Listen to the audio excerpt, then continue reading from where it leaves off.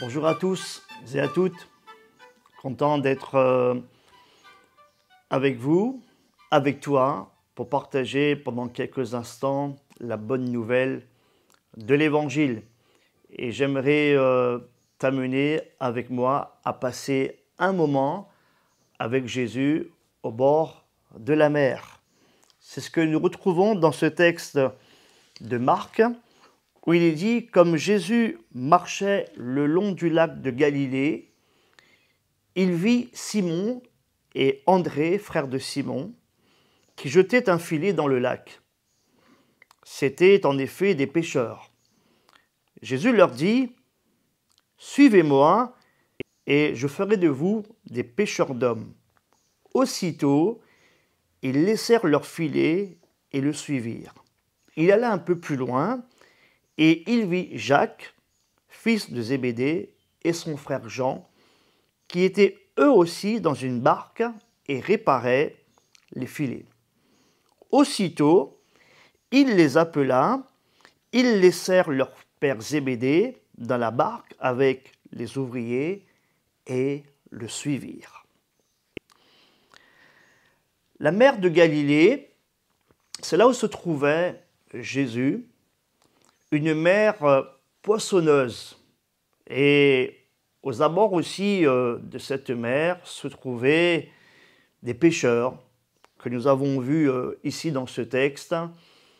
Particulièrement, il y avait les frères Simon et André, ainsi que deux autres frères, Jacques et Jean.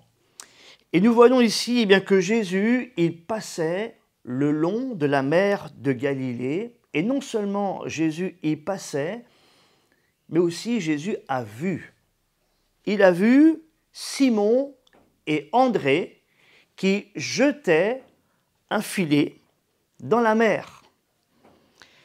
Et j'aimerais m'arrêter sur cette expression et particulièrement sur cette scène, Jésus qui passe et surtout Jésus qui voit.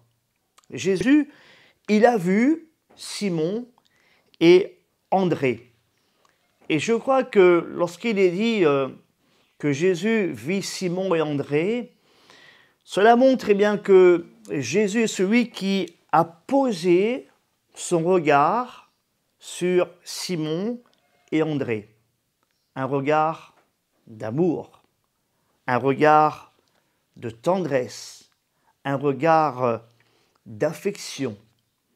Jésus vit Simon et André aussi dans ce sens, Jésus connaissait leur vie. Jésus connaissait leurs efforts, c'est-à-dire ils jetaient leur filet, c'était leur métier, c'était leur quotidien. Jésus voyait leurs difficultés, leurs routines. Jésus est celui qui te voit. Oui, aujourd'hui, Jésus, il passe encore.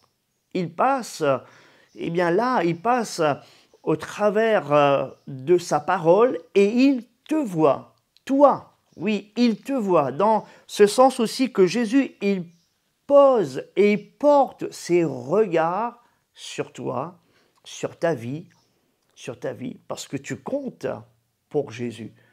Ta vie, elle est précieuse aux yeux de Jésus. Tu as de la valeur aux yeux de Dieu, aux yeux de Jésus. Et je crois qu'aujourd'hui encore, oui, eh bien toi qui entends, toi qui vois aussi eh bien cette émission, Jésus est celui qui te voit. Il te voit. Il porte les regards sur toi. Jésus n'est pas indifférent à ta vie. Hein, c'est celui donc qui pose les regards sur toi parce qu'il t'aime. Il t'aime. Aussi, Jésus qui te voit, c'est aussi dans ce sens eh bien, qu'il connaît parfaitement ta vie.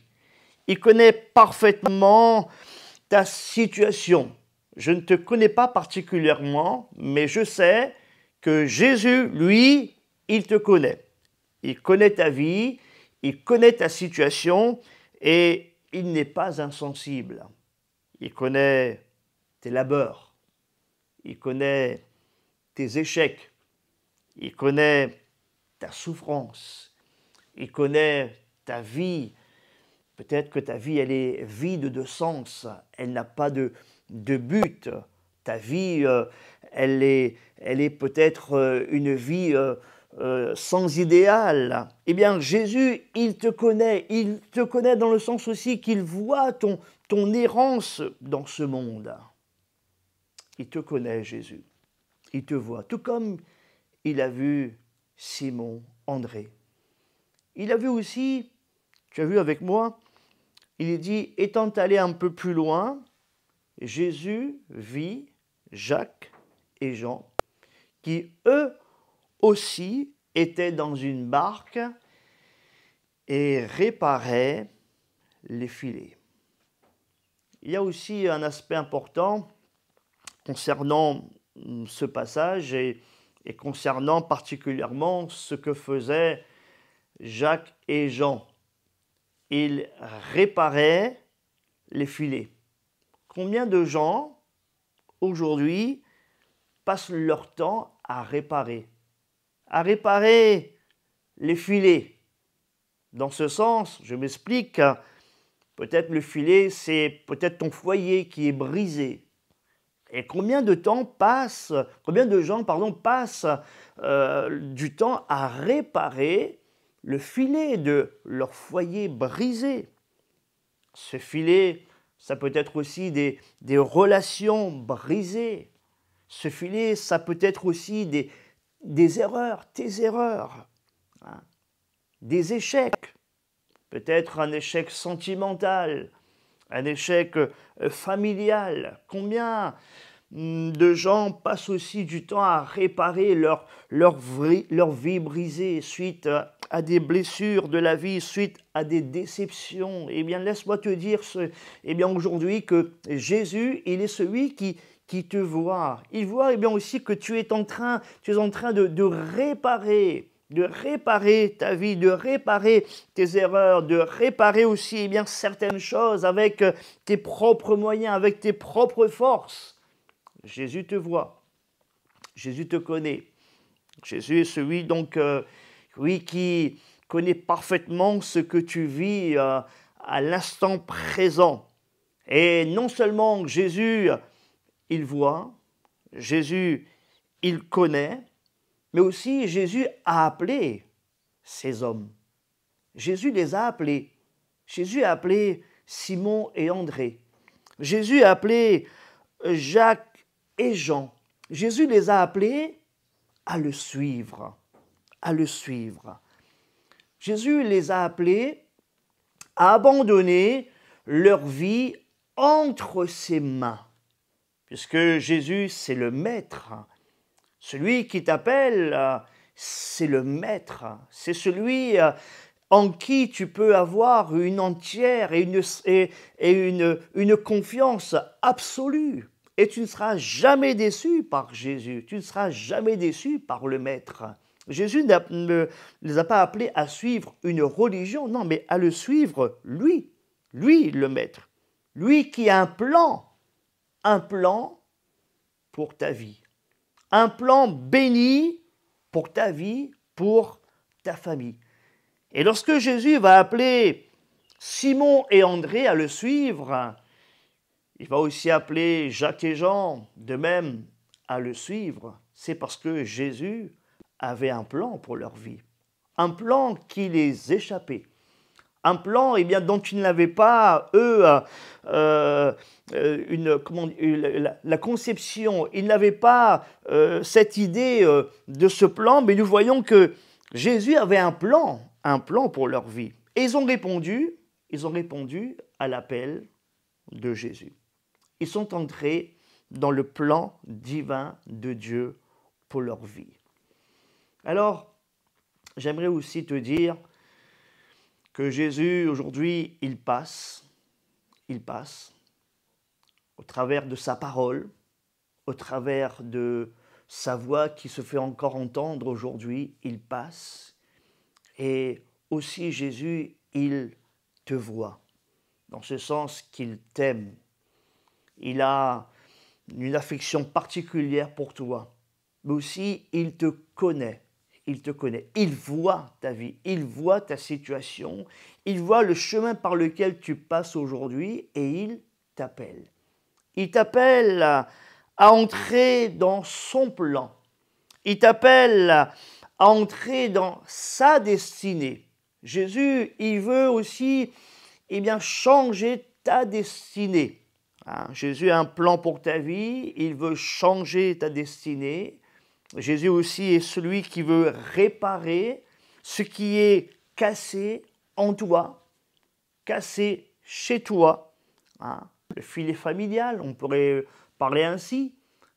Le filet également relationnel, le filet aussi de ta vie. Et tu sais, Jésus, c'est le spécialiste.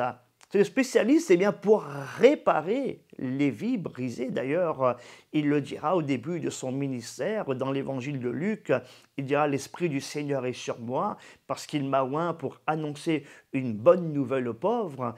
Il m'a envoyé pour guérir ceux qui ont le cœur brisé. » Alors, Jésus, il est là et il attend ta réponse. Il attend ta réponse. Il attend que tu puisses aussi, le suivre sans condition. Il attend, Jésus, à ce que aussi tu puisses également aussi imiter ce qu'ont fait ces hommes en leur temps, Simon et André. Il est dit aussitôt, nous voyons que Simon et André, ils laissèrent leur filet. Ils ont suivi Jésus. De même, pour les fils de Zébédée, Jacques et Jean, il est dit aussitôt, donc il les appela, ils laissèrent leur père Zébédée dans la barque avec les ouvriers et le suivirent. Oui, cet appel que Jésus encore il t'adresse aujourd'hui, c'est un appel à le suivre, c'est un appel aussi à lui faire confiance, c'est un appel à la foi. Et la foi la foi t'amène dans l'inconnu, oui, dans l'inconnu, mais avec celui qui est connu, avec celui qui te connaît, avec celui qui est le chemin, la vérité et la vie. Alors, est-ce que tu veux toi aussi répondre à l'appel de Jésus? Il a le meilleur pour toi. Il a un plan pour ta vie. Alors, tourne-toi vers Jésus. Fais-lui confiance. Jésus, il t'aime. Jésus, il te voit. Jésus t'appelle. Et en le suivant, tu ne seras pas déçu.